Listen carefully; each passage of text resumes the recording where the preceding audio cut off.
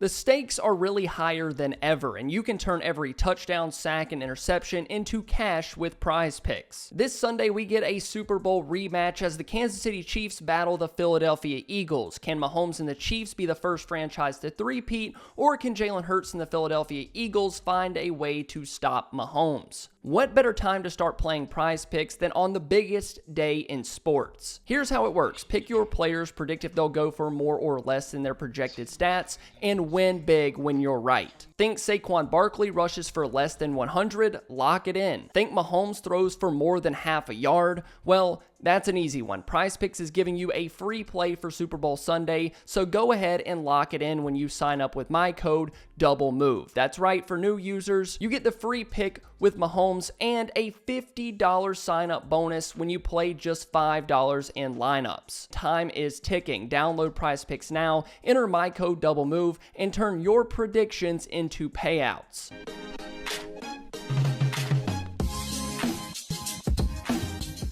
Mock draft, mock draft, mock draft. What else do people like to watch this time of year? What else could bring us so much joy? I'm sure if you're a Dallas Mavericks fan, you need as much joy as you can possibly get right now because, you know, I'm going to make your day better, I promise. We're going to dive into a 5-round mock draft by yours truly. That's me. Once again, a reminder with all these mock drafts, nothing is consensus right now. Nothing is concrete. So if you see a name and you think, there's no way that he's going to be there at number whatever. There's no way he makes it to the 3rd round. You might be right. You might be right. But you might also be wrong. So let's go ahead and get into this Dallas Cowboys mock draft. And of course, the Cowboys have the 12th overall pick. And with the 12th overall pick, the Cowboys are going to select Ashton Jeanty, running back, Boise State. I'm sure that's a name that you guys have not heard a lot mocked to the Cowboys. Now, I know this mock draft isn't starting out crazy. This has been a consensus pick since halfway through the season, since week 8. It's boring. We've seen this a million times already, but hear me out. I promise this mock draft is going to get better. Ashton Jeanty is going at number 12. We got to get our running back. We saw what the running back room was like last year. I don't think Rico Dowdle had a run over 30 yards in 2024. So let's add some explosiveness in the backfield. I know some people have talked about getting an offensive lineman at this point. I think Ashton Jeanty is on a completely different level. He might be a top 3, top 5 player in this entire draft when it's all said and done. And I know it's not flashy right now, but this should be the pick. I went to the Senior Bowl. I watched a bunch of running backs, and I promise you, no one, even I know that Hampton and Johnson weren't there. No one is even close to Ashton Jeanty. Get the clear-cut number 1 running back in this class. The dude's a monster. Enough said about our first pick. Let's go to number 44. And a report came out and said that Dallas would like to take a wide receiver with one of their 1st or 2nd round picks. We decided to go with the running back, Ashton Jeanty, with our first pick. So I feel like we need to go wide receiver. And we're going to assume that this report isn't a smokescreen, and that's what Dallas actually wants to happen. And when we get to number 44, a couple of guys are pretty interesting on the board in terms of wide receivers. You have Jaden Higgins, the Iowa State wide receiver. He's 6'3". He has a nice frame. Watched him at the Senior Bowl practices. He moved extremely well. He had a touchdown catch in the Senior Bowl game. And overall, I really liked Higgins, and I thought he looked better and better as the week went on, as he got more comfortable. A guy moving that way at 6'3" shouldn't really happen. I have a 2nd round grade on him, so that would make sense in this spot. But let's look at some more names still available. Jack Besh, he had a phenomenal week at the Senior Bowl as well, and I would be surprised if he's not in contention for a late 1st round pick because of how good he was in Mobile and how good his 2024 season was at TCU. He has an insane catch radius, a super strong frame, strong hands. He can run really good routes. I'm not going to say he's a technician. He tracks the ball really well and has a good understanding of leverage, and I would have no problem taking him at number 44 either. Then you have Tez Johnson, someone that I liked a ton during this past week. He's speedy. He is super undersized, 156 pounds, and that's going to worry a lot of people. But I'm telling you guys, literally no one can contain this dude one-on-one. He was an absolute demon in Mobile. And again, another guy I would love to have in Dallas, but I don't think Tez Johnson really fits what the Cowboys like in their wide receivers. They like a little bit bigger body, your typical 6'1", 6'2", 200-pound receiver. Tez Johnson doesn't really fit that, although I think he does give you a much better number 2 vertical option than what you wanted or what you expected to get from Brandon Cooks. So those 3 wide receivers are really the names that are in my sights at number 44. But the more I thought about it, the more I considered what Dallas likes in their wide receivers, I think Jack Bech makes a ton of sense, almost too much sense to even make it to 44. He can play on the outside. I think the floor for Bech is extremely high. He can get open on his own. He can make tough contested catches downfield, although I wouldn't call him a vertical threat. He's not a burner. He's not super fast, but he can block well in the run game. And most importantly, I think for the Cowboys, something they preach all the time, he has position flexibility. I watched him play as a big slot in Mobile, and he was phenomenal. CD, we know they move him around a ton. Then you mix in Bech, and your wide receiver room is pretty much just moving Bech where CD isn't. CD's on the outside, put Bech in the slot. Bech is on the outside, put CD in the slot. Those two could just move around, have defenses guessing the entire game. And with both of them, I think you have 2 wide receivers that can get open, that can make tough catches, and I really just feel like it's a match made in heaven, which means that Bech probably isn't going to make it to number 44, and that's going to be our 44th pick, at least in this mock draft. Let's move on to number 76, where I think it's time to find some interior defensive line help. And I really have a feeling that Dallas isn't going to be able to retain Osa Odigizua based on the reports that I've seen. I think the price is just going to be way too high for him. I don't think the Cowboys are going to be willing to match the price tag that I've seen, which means defensive line is an absolute must. And at number 76, Derek Harmon is going to be the pick, who this is going to be the one that people are going to scream, he's not going to be there at number 76.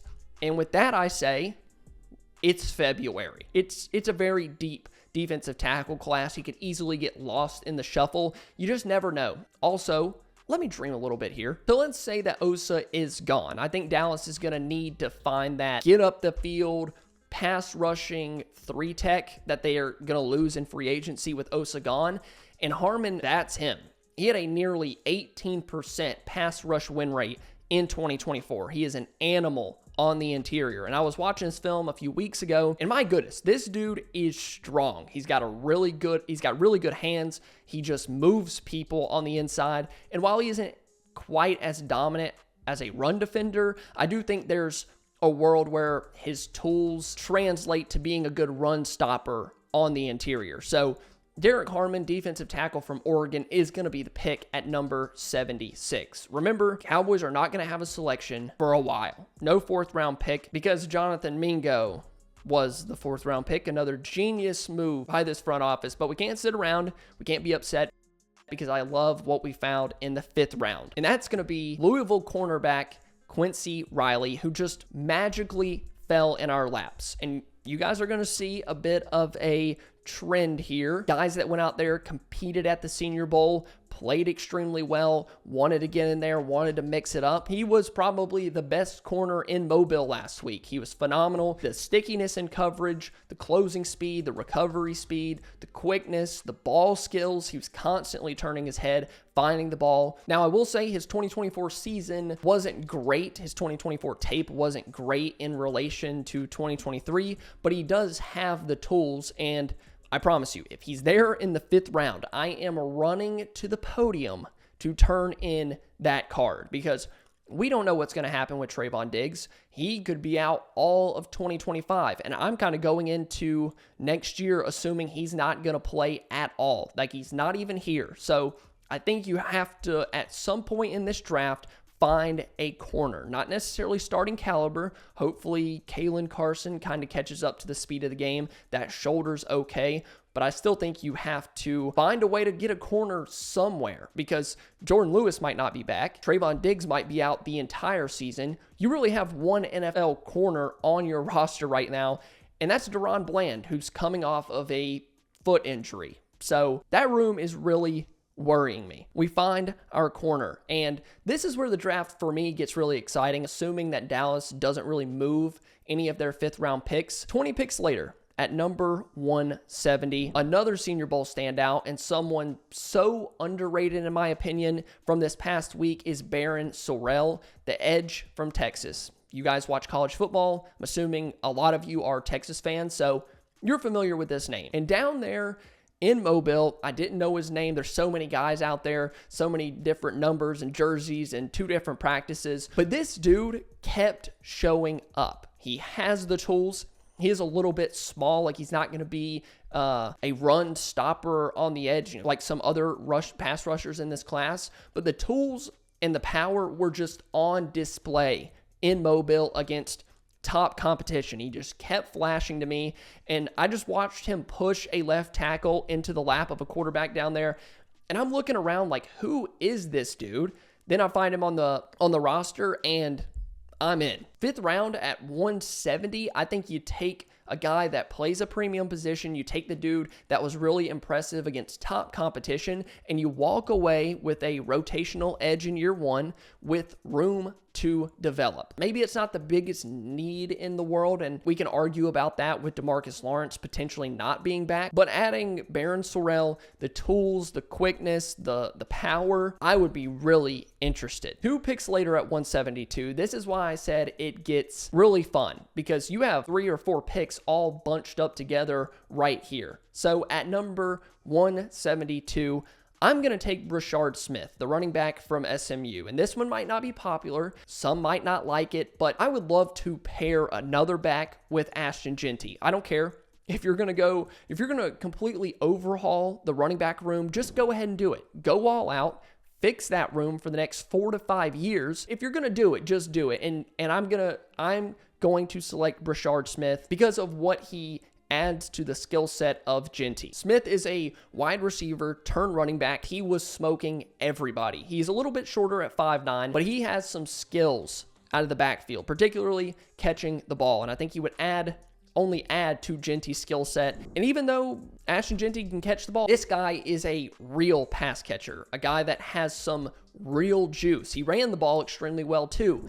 I love Brashard Smith. I think he would be a great pick in the 5th round, and you just completely overhauled the running back position. So with our final pick in this 5-round mock draft, we only got to go 3 more spots down. And this time, another defensive interior guy with Joshua Farmer. The defensive tackle room needs help. You need bodies there. You need to throw as many darts at the board as you possibly can. I can't stand this team getting run over on the ground. A lot of people are going to complain about the Derek Harmon pick because they're going to say it's unrealistic, but to me, this probably feels like the most unhinged pick of all time because I don't really believe that Farmer is falling all the way to 175. I used PFF's mock draft simulator, which we can complain about that all we want. PFF right now is sleeping on this guy horribly. Joshua Farmer is a great player. And like I said about the last couple of picks, if he falls to the 5th round, it just feels like a steal. So in this mock draft, we rebuilt the running back room for the next half decade. You fixed the defensive tackle room. You found a quick edge with tools and upside, a corner to help that room that desperately needs it, and you find a Batman and Robin situation for wide receiver 2. I mean, I think it's a beautiful mock draft, but I want to hear what you guys have to say. Are you interested in taking a running back in round 1? This is going to be the discussion all off season long, but another 5-round mock draft for every psycho draft person out there. Thank you guys so much for watching. If you enjoyed, please be sure to leave a like and subscribe to the channel. If you leave a like, I'll do more mock drafts. It tells me that you enjoyed the video. Thank you guys. I love you all, and I'll see you next time.